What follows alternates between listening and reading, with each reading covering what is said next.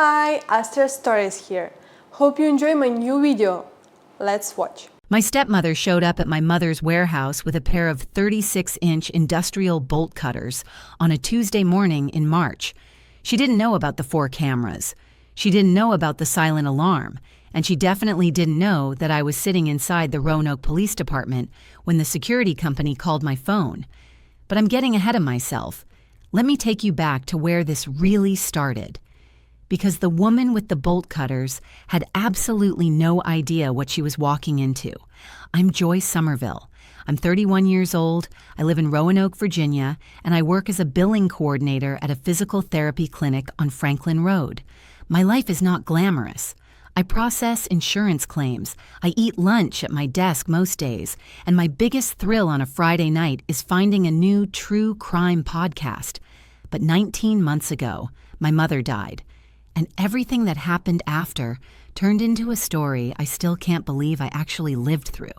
My mom, Patrice Somerville, spent 18 years restoring and selling vintage mid-century furniture. She had a 2,400 square foot warehouse unit in an industrial park off Williamson Road, her workshop, her storage, her sanctuary. Most people in our circle thought Patrice had a cute little furniture hobby. What they didn't know is that over 18 years, she'd built a personal collection of restored pieces, the ones she loved too much to sell, worth more than most people's houses. But I didn't know that yet either.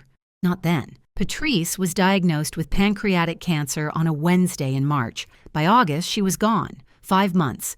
That's it. 5 months between we found something on the scan and me standing in a cemetery in a black dress I bought at a Belk on Tanglewood Mall the night before because I didn't own anything appropriate for burying my mother at 56 years old. My dad, Dale Somerville, was wrecked. And I mean wrecked. He and my mom had been married for 34 years. Here's the thing about my parents, though. My mom was the engine. She paid every bill, scheduled every appointment, managed every account, made every decision from what brand of coffee to buy to when to refinance the mortgage. My dad's role in that marriage was to show up, carry heavy things, and agree. He loved her. I never doubted that. But Dale Somerville, without Patrice Somerville, was like a kite with the string cut. He just kind of floated there, bumping into things with no idea which direction was down. 7 months after the funeral, that following March, my dad told me he'd met someone at his grief support group, a woman named Vanessa Oakes. He said she was warm. She was a good listener. She understood what it was like to lose someone. I asked him what she did for a living. He said she was a freelance interior stylist. I have to be honest, I had never heard those 3 words put together in that order before, and I'm still not entirely sure what they mean. As far as I could tell, it meant Vanessa could rearrange your throw pillows and charge you $400 for the experience. 4 months of dating, courthouse wedding in July. From my mother's funeral to my father's second marriage, 11 months. I couldn't even bring myself to clean out my mom's nightstand drawer in 11 months, and my father had already found a whole new wife. Within 3 weeks of moving into our family home, Vanessa started what she called making the house feel like hers. My mother's recipe box, the one that sat on the kitchen counter for 20 years, the one with the handwritten card for her lemon pound cake that she made every single Easter, gone. Donated to Goodwill, the handmade quilt my grandmother stitched for the guest bedroom, donated. My mother's gardening gloves, the ones that still sat by the back door with little bits of dried soil in the fingertips, thrown in the trash. I drove over one Saturday morning and tried to talk to my dad. I sat at the kitchen table, the same table where I'd done homework for 12 years, and I tried to be calm. I said, "Dad, she's throwing away Mom's things." He looked at his coffee and told me I was being difficult. He said I needed to let Vanessa settle in. He said my mother would want him to move forward. I sat there staring at him. Behind his head on the living room mantel, every single family photograph was gone. In their place, framed portraits of Vanessa, 5 of them. Different poses, different outfits, all with that same slightly tilted chin and half smile. One of them, and I am not making this up, featured Vanessa in a wide-brimmed hat against a fake sunset background, like she'd walked into a mall photo kiosk, paid $12, and decided the result belonged on the same shelf where my high school graduation picture used to sit. I went home that night with a small box of my mom's things I managed to grab, a jewelry box, some old letters, a watercolor painting she'd done of the Blue Ridge in autumn. I put them in my closet and sat on my bedroom floor for a while. It wasn't just that Vanessa was erasing my mother from the house, it was that my father was holding the front door open and handing her the trash bags. And that was just the redecorating. Because Vanessa Oakes wasn't just interested in throw pillows and glamour shots. She was about to start going through our bank accounts. And then she found out about the warehouse. Before we continue, please subscribe and tell me in the comments where you're watching from and what time it is there. I see everything. Thank you so much for your support. It started in September, about 2 months after the wedding. Vanessa had taken it upon herself to organize my father's filing cabinet. She said the paperwork was a mess, which honestly was true.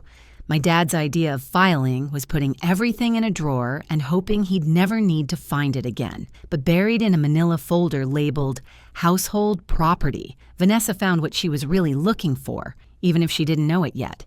It was an old property tax notice for a commercial warehouse unit off Williamson Road, 3 years old, still in my mother's name. Now, what Vanessa didn't know, what nobody told her, was that my mom had already transferred the deed to that warehouse into my name before she died. Legally, that unit was mine, had nothing to do with Dale, had nothing to do with his new wife, and had absolutely nothing to do with whatever Vanessa Oakes was planning. But Vanessa didn't know that. All she saw was an address, a property, and my dead mother's name, and that was enough. She started with questions at a Sunday dinner, just light, casual, like she was making conversation between bites of the overcooked pot roast she kept serving every week. She asked me if my mother had a little storage space somewhere, said we should probably go through it together, maybe clean it out. Probably just a bunch of old junk in there, right? I looked at her across the table and told her it was my property, in my name, and there was nothing to clean out.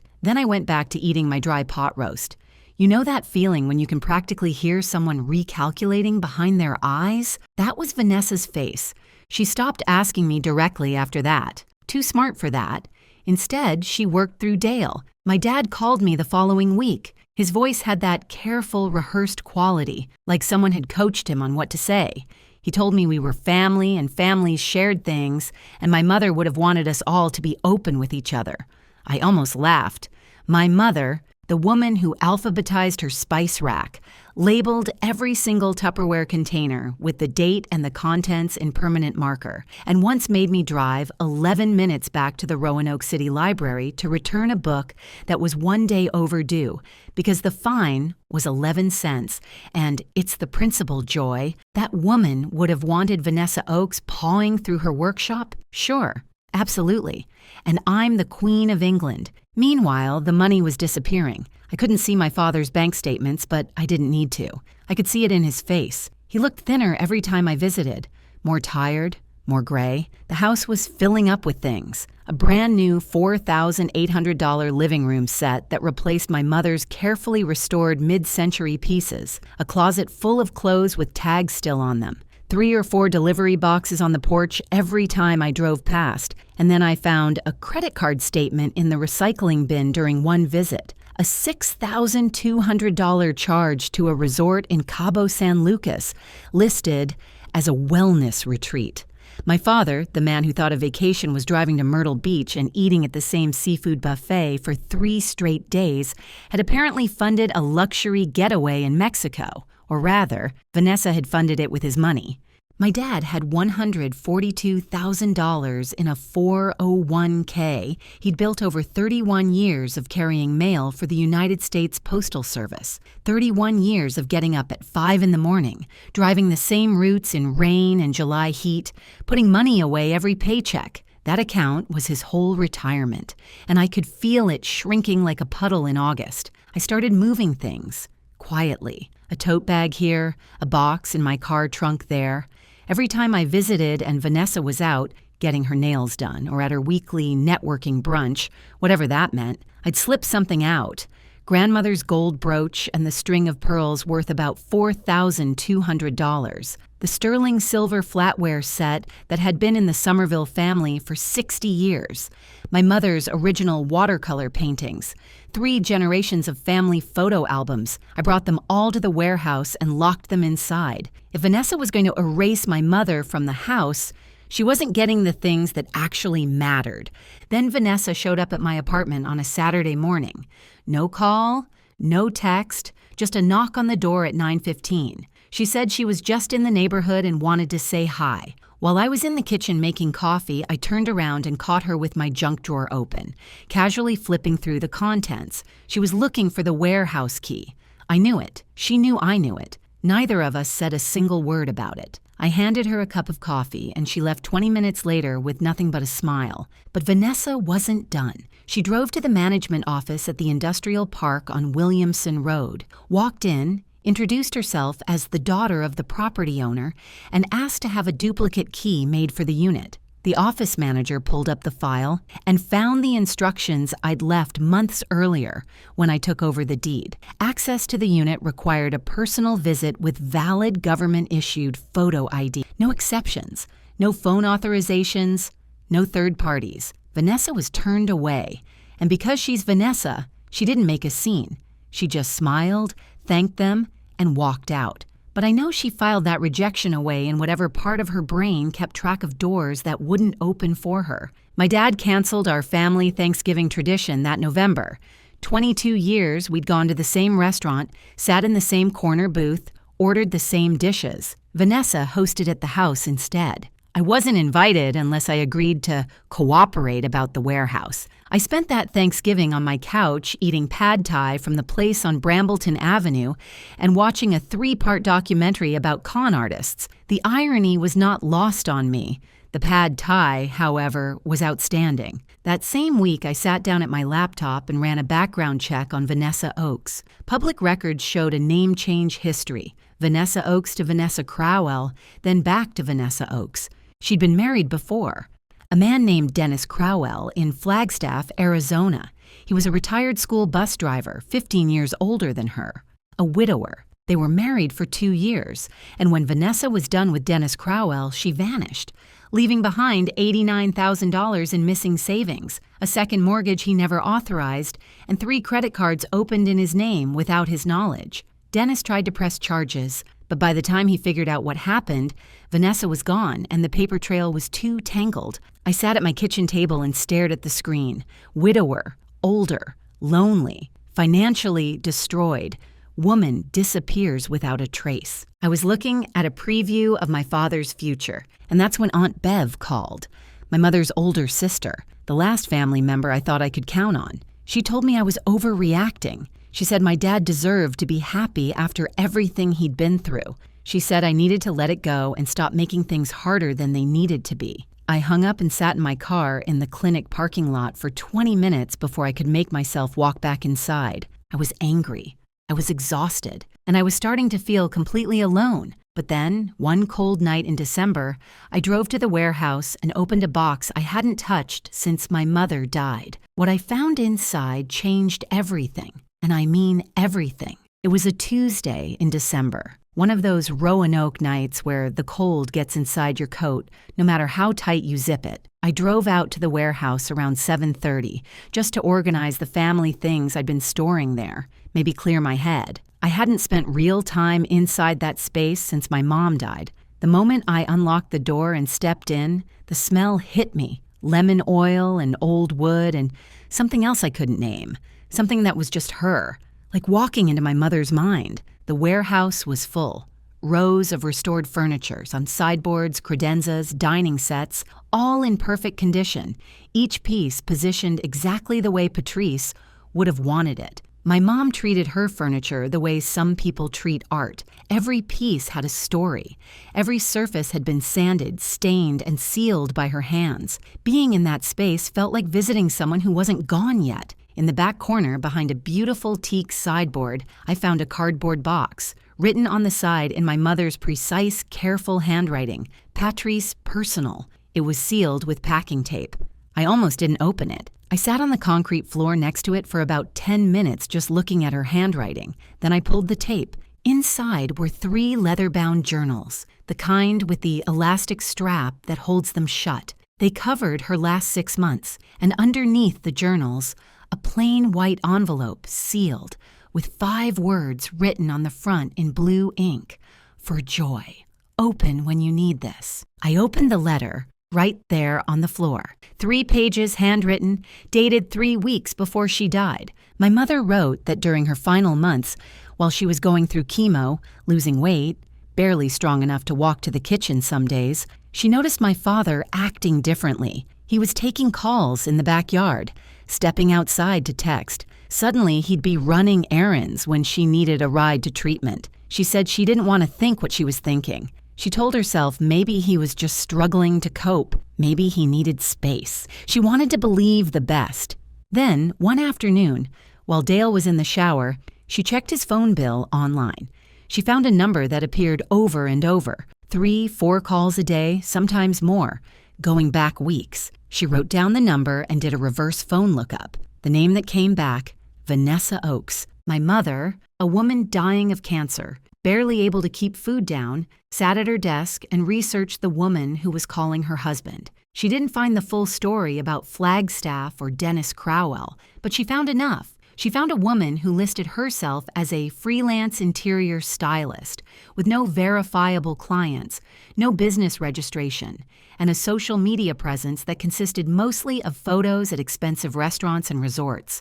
My mom connected the dots, and she understood. Vanessa Oakes wasn't some stranger who would meet Dale at a grief group by chance months later. She was already circling, already waiting. And here's the part that broke me. My mother didn't confront Dale, not because she was afraid, not because she was weak.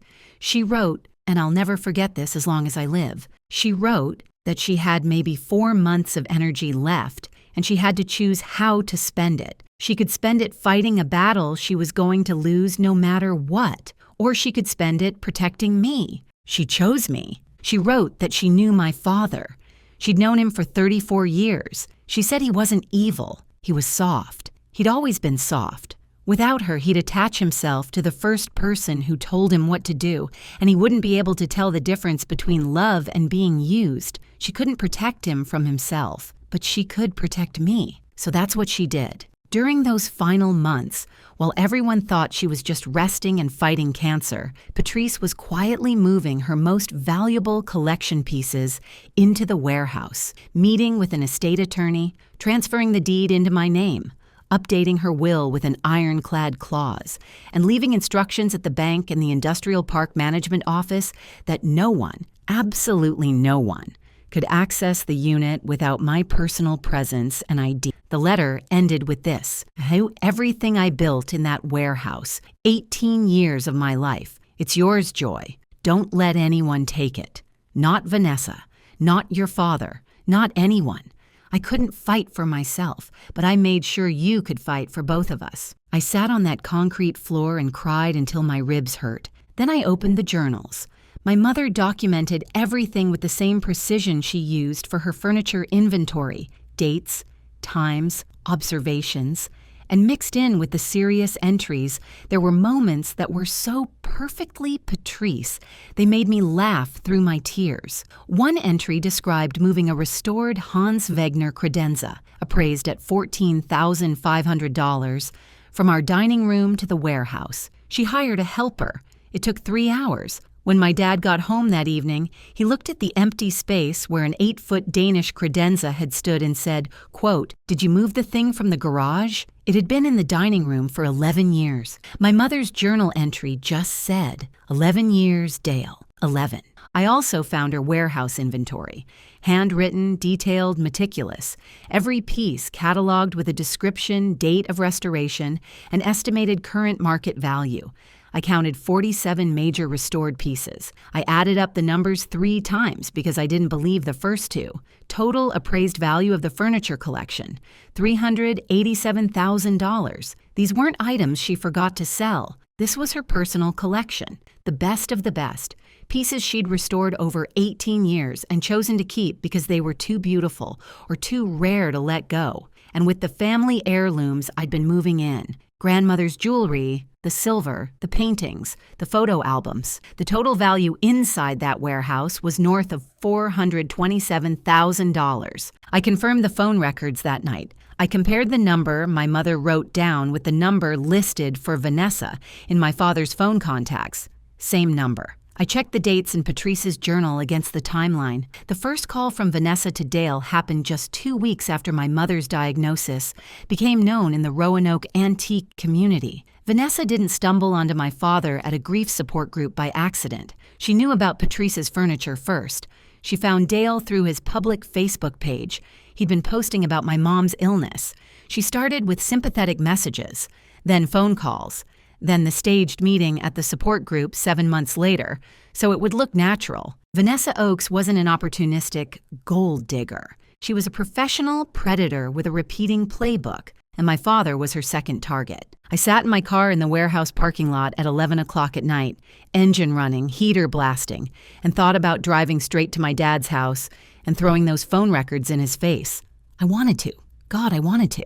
But I stopped myself because I knew Dale. If I showed him the records, he would do what Dale always does. He'd go straight to Vanessa, confused and upset, and ask her to explain. And Vanessa would do what Vanessa always does, and she'd cry, deny everything, spin a story, and then start destroying evidence. She might even disappear, just like Flagstaff, just like she did to Dennis Crowell, and I'd be left with nothing. No proof, no case, no justice. I needed those records as evidence, not as ammunition for an argument I could never win with my father. Showing Dale meant warning Vanessa. Warning Vanessa meant losing everything my mother built to protect me. I drove home. I put the letter in my fireproof lockbox. I sat on my bed in the dark for a long time. My mother couldn't fight back, but she left me everything I needed to fight for her. Now I just had to be smarter than Vanessa Oakes, and honestly, I liked my odds, because Vanessa thought I was just some quiet girl who processed insurance claims and ate lunch at her desk. She had no idea who raised me. January. The holidays were over. The weather in Roanoke was doing that thing it does in winter where it can't decide between freezing rain and just plain misery. And I was done being sad. I was done being angry. I was done sitting in parking lots crying in my car. It was time to build a trap. I took 2 personal days off work, told my boss I had some estate business to handle, which technically wasn't a lie, and drove to the warehouse with a list I'd written on a yellow legal pad the night before. 12 items, numbered, in order. My mother would have been proud. Step 1 was security. I bought 4 4K cameras with night vision and cloud backup from a tech supply store on Hirschberger Road. 2 went above the front entrance, 1 on the side door, 1 wide angle covering the parking area. I mounted 2 motion-activated floodlights that could light up that loading dock like a football stadium. Then I swapped out the standard padlock for a commercial-grade abloy, the kind they use on industrial shipping containers, the kind you don't open without a key or an act of God. And because I am my mother's daughter, I added a second padlock on a reinforced steel hasp.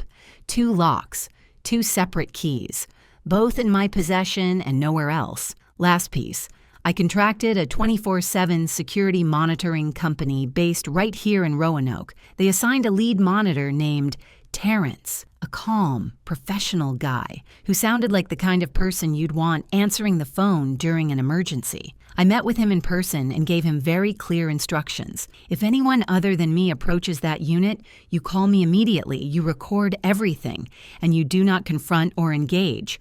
Observe and report. That's it. Total cost of the entire security setup, about $1,150. I stepped back and looked at the finished product. My mother's furniture warehouse now had better protection than most jewelry stores in the Roanoke Valley. All it was missing was a moat and a drawbridge. Patrice would have approved, and then she would have suggested a 3rd camera angle, because that was just who she was. My mom always told me something. Starting from the first summer, I had a real paycheck. She said keep 3 months of expenses in a savings account that nobody else can touch. Not a joint account, Not one your partner has access to, not one connected to anything, just yours. I set one up when I was 26, an online savings account, no debit card attached, no paper statements mailed to my apartment. I put a little in every month and never touched it. By the time all of this started, I had $8,200 sitting in that account, and nobody in my family, not my dad, not Aunt Bev, certainly not Vanessa Oakes, even knew it existed. That money paid for every camera, every padlock, and every month of monitoring. Best financial decision I ever made. Step 2. The paper trail. I started documenting every single piece of Vanessa's harassment with the same precision my mother used to catalog her furniture. Every text message from Vanessa demanding access to the warehouse. Joy, this is a family matter. We need to discuss the storage unit. Every unannounced visit to my apartment. Every phone call from Dale that clearly had Vanessa's words coming out of his mouth. Your stepmother just wants to help organize things, honey. Every message relayed through Aunt Bev. I screenshotted everything, printed every text and email, wrote down the date and time of every phone call and visit. I bought a 3-ring binder with divider tabs and organized everything chronologically. Over 6 weeks, January through mid-February, I documented 34 separate incidents, about 5 or 6 a week. Texts, calls, drop-bys, messages filtered through Aunt Bev. 34 times in 42 days, this woman or her proxies tried to get me to hand over access to my own legally owned property. I took that binder to the Roanoke Police Department on Campbell Avenue and filed a formal harassment complaint with Sergeant Alma Dorsey. She was thorough, serious, and asked good questions. She opened a case file and told me to keep documenting. Step 3. Digging deeper. I went back to the Dennis Crowell situation in Flagstaff. I found a short article in the Arizona Daily Sun, local paper, about a retired school bus driver who'd been financially devastated after a 2-year marriage. The article didn't name Vanessa directly, but the timeline matched the public records name change perfectly. $89,000 gone. Second mortgage he didn't authorize. 3 credit cards he didn't open. I printed the article and added it to my binder. Then I did something that took me about 30 minutes of staring at my phone before I could make myself dial the number. I called the Flagstaff Police Department non-emergency line. I asked about the Crowell case. They told me it was still open but inactive. Not enough evidence at the time to build a prosecution. I told them I might have information about a suspect displaying the same pattern in Virginia. There was a pause on the line. Then the officer asked me to hold while she transferred me to a detective. They were interested, very interested. Step 4. I needed to know my legal ground was solid. I scheduled a 1-hour consultation with a property attorney. Cost me $275. I had one question. This warehouse is 100% my property, correct? No one else, not my father, not his wife, not anyone, has any legal claim. The attorney reviewed the deed, reviewed my mother's will, and confirmed Joy Somerville is the sole owner. The will is airtight. Any unauthorized entry constitutes criminal trespassing. Any attempt to break in with intent to take property is attempted burglary, a Class 6 felony under Virginia law. I drove back to the warehouse and posted a laminated sign on the front door. Private property. No trespassing. Video surveillance in operation. 24/7 monitoring. Unauthorized access is a criminal offense. Step 5. The bait. In late February, I called Aunt Bev on a Sunday afternoon. Just a casual chat. How's the weather? How's your garden? The usual. And then, almost like an afterthought, I mentioned that I was taking the whole week off starting Monday, March 10th. I was going to visit my college friend Shelby in Charlottesville. The whole week, Monday through Friday, driving back Saturday the 15th. I told Bev that Shelby's place was out in the countryside, so my phone service would be patchy. I might be hard to reach. I knew 3 things with absolute certainty. 1. Aunt Bev would tell Dale within 24 hours. 2. Dale would mention it to Vanessa within the hour. 3. Vanessa would see a clear open window. An entire week where Joy is 2 hours away with bad cell service and no idea what's happening at the warehouse. I felt a small twinge of guilt using Aunt Bev as an unwitting carrier pigeon, but then I remembered her telling me I was being dramatic back in November, and the guilt evaporated faster than Vanessa's loyalty to Dennis Crowell. Here's where I was really going to be on Tuesday, March 11th. Not in Charlottesville, not visiting anyone. I was going to be sitting inside the Roanoke Police Department on Campbell Avenue, across the desk from Sergeant Alma Dorsey, filing an expanded formal complaint with every piece of evidence I'd gathered: the 34 harassment incidents, the Flagstaff background check, the phone records proving Vanessa was in contact with Dale while my mother was still alive and undergoing chemo, and a formal request for a protective order covering myself and the warehouse property. I was going to be surrounded by police officers, on the record with a documented timestamp when Vanessa Oakes took the bait. I made 3 copies of everything: my mother's letter, the phone records, the financial documentation, the full warehouse inventory. One set went into my fireproof lockbox at home. One went to my attorney's office. One I delivered in person to Sergeant Dorsey in advance so she'd have time to review it before our meeting. The week before March 10th, I checked the cameras one final time. All 4 feeds. Crisp, clear, running perfectly. Cloud backup active. Terrence confirmed the monitoring schedule. Everything was in place. The cameras were rolling. The police had my file. The bait was planted and the trap was set. All I had to do was wait for Tuesday, March the 11th, and find out if Vanessa Oakes was exactly as desperate as I thought she was. Late on a Friday night, the last Friday in February, my phone rang. It was Dale. His voice sounded different from all the other calls, not demanding, not rehearsed, thin and shaky, like a man who hadn't slept in days. He didn't push, he didn't lecture, he practically whispered. He said, "Joy, please, can we just talk about the storage unit? Vanessa says we need," and then he trailed off. He couldn't even finish the sentence. He sounded like a man who'd been ground down to powder and didn't know which way was up anymore. I almost broke, right there. Holding the phone in my dark apartment, I almost told him everything, because somewhere under all the anger and the betrayal and the months of manipulation, that was still my dad. That was still the man who taught me to ride a bike in the Food Lion parking lot when I was 6. Then I thought about those phone records. Dale talking to Vanessa while Patrice sat in a hospital gown hooked up to an IV drip, waiting for a ride to chemo that never came. The feeling passed. Not all the way, but enough. I told him I loved him.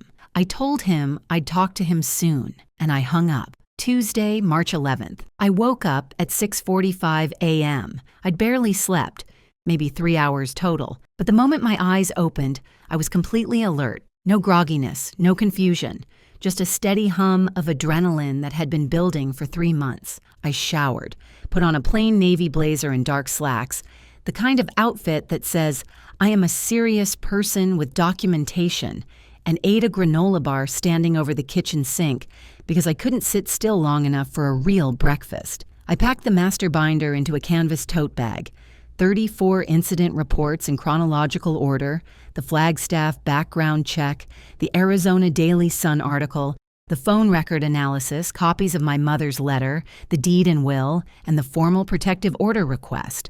Months of evidence in one 3-ring binder. I drove to the Roanoke Police Department on Campbell Avenue and checked in at 9:15 a.m. Sergeant Alma Dorsey was expecting me. She led me to a small office, beige walls, fluorescent lighting, a desk with a computer, and a Roanoke PD coffee mug holding a handful of pens. The kind of room where boring, important things happen. I sat down and started laying out the binder, section by section. Dorsey went through everything carefully.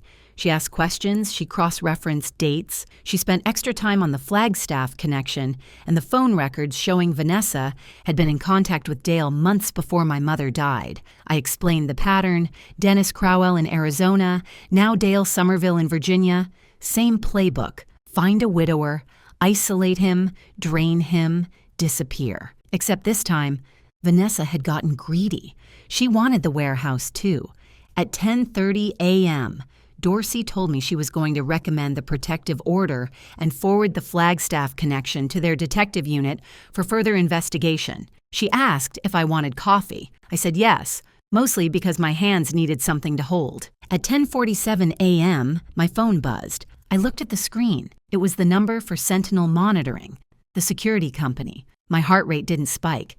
That surprised me later when I thought about it. In the moment, all I felt was a calm, quiet clarity. Like watching the last tumbler click inside a lock, I answered, Terrence's voice steady and professional. Miss Somerville, this is Terrence with Sentinel Monitoring. I need to inform you, there's a woman at your warehouse unit. She has what appears to be industrial bolt cutters. There's also an older gentleman sitting in a vehicle in the parking area.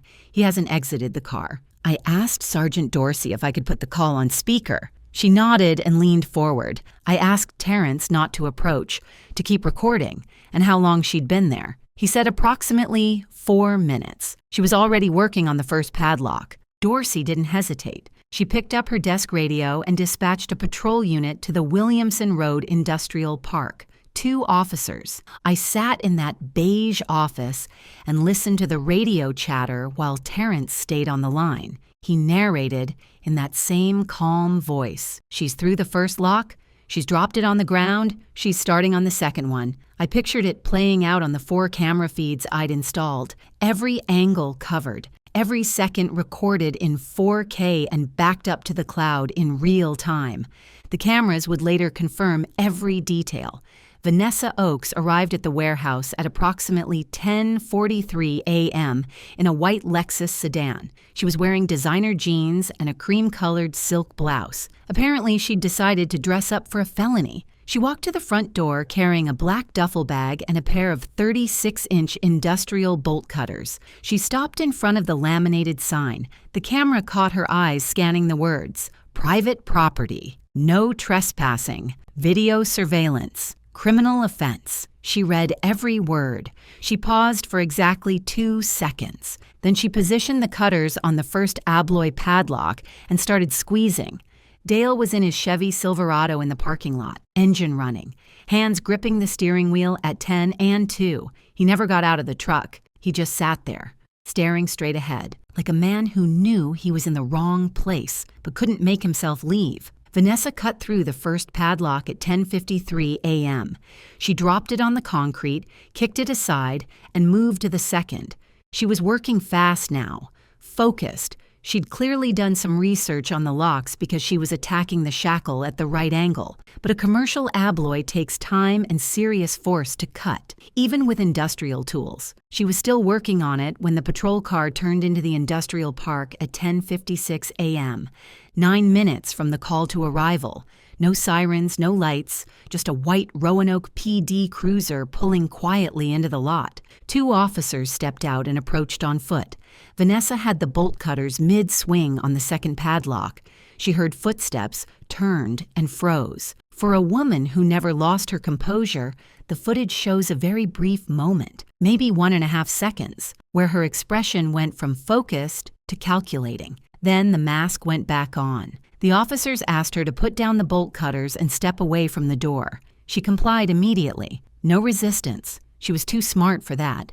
She stood with her hands visible and started talking. Calm, reasonable, cooperative voice. The same voice she probably used on Dennis Crowell when he asked where his savings went. She told the officers this was family property, that her husband's first wife had left this warehouse to the family, and that she had authorization to be here.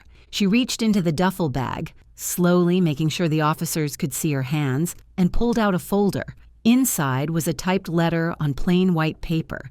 It was addressed to whom it may concern and stated that Joy Somerville authorized Vanessa Oakes to access the warehouse unit and inventory its contents. At the bottom, what was supposed to be my signature. The letter was dated February 20th. The officers examined it. They radioed Sergeant Dorsey. Dorsey walked across the hall to the small office where I was still sitting with my binder and my cold coffee. She asked me a series of direct questions. Did I write that letter? Did I sign it? Did I authorize anyone to access the warehouse? No, and absolutely not. On February 20th, the date printed on that forgery, I was at the physical therapy clinic on Franklin Road from 8 in the morning until 5:30 in the afternoon. My time card, my coworkers, and the clinic's security badge system could all confirm it. I hadn't written, signed, or authorized anything. Dorsey relayed confirmation to the officers at the scene. Vanessa Oakes was placed under arrest. The charges: attempted burglary under Virginia Code Section 18.2-91, a Class 6 felony. criminal trespassing under Section 18.2-119, a Class 1 misdemeanor, destruction of property, 2 commercial padlocks valued at $740 under Section 18.2-137, and forgery of the authorization letter under Section 18.2-172, a Class 5 felony. She was cuffed, placed in the back of the patrol car, and transported to booking. She said exactly one thing to the officers: "I want my attorney. Nothing else, no tears, no explanations, no performance."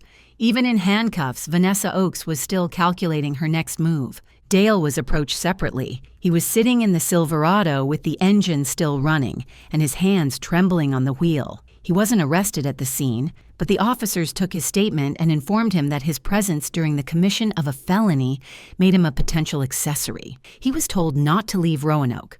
I wasn't there for any of it. I didn't see the arrest. I didn't see Vanessa in handcuffs or Dale shaking in his truck. I learned the details over the next 2 hours from Sergeant Dorsey's updates and later from the security footage. My victory was not a confrontation. It was a phone call, a binder full of documents, and 4 cameras that recorded everything in crystal clear detail. That evening, I sat on my couch and watched the security footage on my laptop. I watched Vanessa read that sign and keep cutting. I watched her pull the forged letter out of the duffel bag with the confidence of a woman who had done this before. And my favorite detail, the one I rewound 7 times, was the grease smudge on the sleeve of her silk blouse from the bolt cutters. A $200 blouse, ruined by her own tools. There's something about that image I'll never get tired of. I made a cup of chamomile tea. I sat in the dark for a while. I cried for about 10 minutes. Not from sadness, not from triumph, but from something bigger than both. Relief, maybe, or the feeling of finally setting down something impossibly heavy that I'd been carrying for 19 months. Vanessa Oakes walked up to my mother's warehouse thinking she was about to take everything. Instead, she handed me everything I needed to end this permanently, and she still didn't know the worst part, because the search warrant for her house hadn't been executed yet. Before I tell you how this all ends, if this story has meant something to you, I'd really love for you to hit that subscribe button. It means more to me than you know, and it helps me keep sharing these stories with you. Within 48 hours of the arrest, a judge signed a search warrant for the home Vanessa shared with my father. Officers arrived on a Thursday morning and went through the house room by room. In the bottom drawer of a desk in the spare bedroom, a desk that used to be my mother's, they found what I'd suspected but couldn't prove until that moment: a second forged document. This one was worse than the letter at the warehouse. Much worse. It was a general power of attorney, typed on legal-size paper, supposedly signed by Dale Somerville. It granted Vanessa Oakes full and unrestricted authority over all of my father's financial accounts, real property, investment holdings, and legal affairs. Effective immediately. No expiration date. My father never signed that document. He'd never seen it. He didn't even know it existed. Vanessa wasn't just trying to break into a warehouse. She was preparing to take everything my father had, the house, the retirement account, whatever was left of his savings. And she was going to do it with a piece of paper he never authorized. The warehouse was just one piece. Dale Somerville himself was the real target. Same as Dennis Crowell, same playbook, different state. That forged power of attorney added a second felony forgery charge, Virginia Code Section 18.2-172, Class 5 felony. Combined with the first forgery, the attempted burglary, the trespassing, and the property destruction, Vanessa was now facing 3 felony charges and 2 misdemeanors in the state of Virginia alone. Her attorney tried to negotiate, but the evidence wasn't the kind you negotiate around. There was 4K video of her reading a no trespassing sign and cutting through locks. There was a forged letter in her own bag. There was a forged power of attorney in her own desk. There was a documented pattern of identical predatory behavior in another state. And there was a Roanoke police sergeant with a very organized binder full of 34 harassment incidents, each one time-stamped and printed. Roanoke PD forwarded the complete case file to the Flagstaff Police Department. Arizona detectives now had what they'd never had when Dennis Crowell first filed his complaint: a documented, repeating pattern. Dennis's $89,000 in missing savings, the unauthorized second mortgage, the credit cards opened in his name. All of it was back on the table. Flagstaff formally reopened the case and submitted an extradition request to be executed after the Virginia proceedings concluded. Vanessa Oakes was now facing criminal charges in 2 states, separated by 2,000 miles, connected by the exact same scheme. Her bail was set at $35,000. The judge cited flight risk, given her documented history of vanishing from Flagstaff without a trace after draining Dennis Crowell dry. Vanessa could not pay. Every dollar she'd had access to came from Dale's accounts, and those accounts were frozen as part of the investigation. The woman who'd spent $6,200 on a wellness retreat in Cabo San Lucas and $4,800 on a living room set she didn't need couldn't put together bail when her own freedom depended on it. She sat in the Roanoke City jail waiting for trial. Dale was formally charged as an accessory to attempted burglary under Virginia Code Section 18.2-18. He cooperated with the investigation from the first hour. He gave a full statement. Vanessa planned the trip to the warehouse. Vanessa purchased the bolt cutters at a hardware store on Hirschberger Road. Vanessa prepared the forged authorization letter. Vanessa told him it would be fine because it was family property. His attorney negotiated a plea. Dale pled guilty to misdemeanor trespassing in exchange for his full cooperation and testimony. The felony accessory charge was dropped. His sentence, 18 months of supervised probation, 200 hours of community service, and mandatory completion of a program for victims of financial exploitation. The felony was off the table, but Dale Somerville, retired postal route supervisor, 31 years of federal service, a man who'd never had so much as a parking ticket, now had a criminal record. For a man of his generation, a man who pressed his shirts and kept his shoes polished and believed that your name meant something in your community, that record was a scar that would never fully heal, and he knew he'd earned every inch of it. 3 days after the arrest, there was a knock on my apartment door. No call first, no text, just a knock. It was Dale. He looked like he'd aged 10 years in 72 hours. His clothes were wrinkled. His eyes were red. He stood in my doorway and didn't try to come in, didn't try to hug me, didn't make an excuse. He asked one question. His voice was barely above a whisper.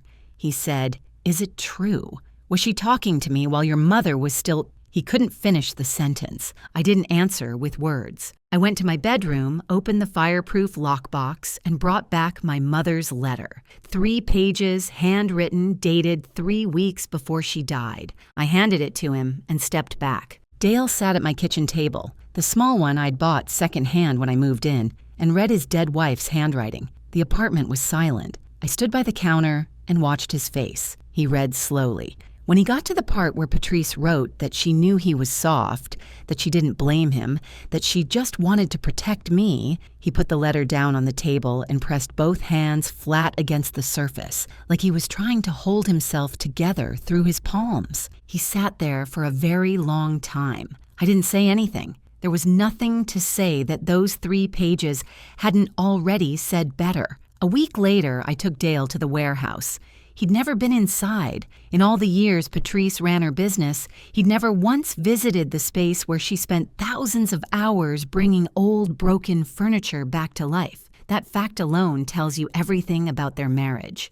She had a whole world he never bothered to enter. He stepped through the door and stopped. Rows of restored furniture stretched the length of the space. A teak dining set with the grain polished to amber, a walnut bookcase from 1962 with the original brass hardware, a flawless Eames lounge chair, a dozen credenzas and cabinets in walnut and rosewood, each one more beautiful than the last.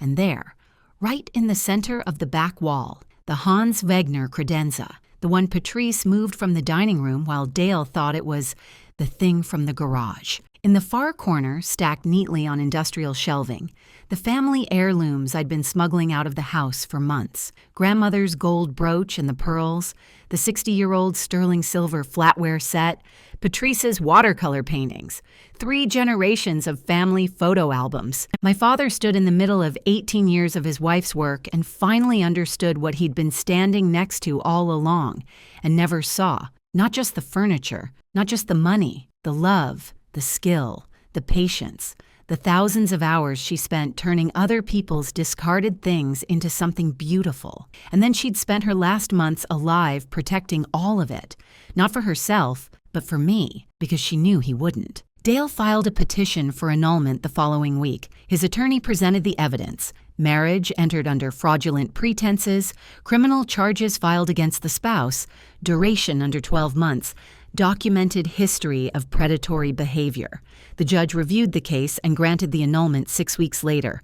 The marriage was legally voided. It was as if it never existed. Vanessa Oakes received nothing. No alimony, no property division, no claim on the house, no claim on anything. In May, I signed a lease on a small retail space on Campbell Avenue in downtown Roanoke. I spent 2 weeks painting the walls, installing shelves, and arranging the pieces my mother would have wanted people to see. I kept the best of her collection as a permanent display. The Eames chair, the credenza, a few of the sideboards she'd restored so perfectly. They looked like they'd just come off the factory floor in 1958. The rest I sell carefully, the way she did. To people who understand they're not just buying furniture, they're buying someone's craft. The sign above the door says, Patrice's, gold letters on a dark green background. Simple, clean, exactly how she would have wanted it. The warehouse still stands off Williamson Road. New locks, heavier than the ones Vanessa destroyed. I thought about adding a third padlock, but decided that was probably overkill. Then I added one anyway. My mother would have done the exact same thing. My mother couldn't be here to fight for herself, but she made sure I could fight for both of us. And the woman who thought she could cut her way into our family's legacy, she's the one who lost everything. Thank you so much for being here with me for this whole story. If it touched something in you, I want you to know there are more stories already waiting right there on your screen. Tap one now. I promise it's worth it. I'll see you in the next one.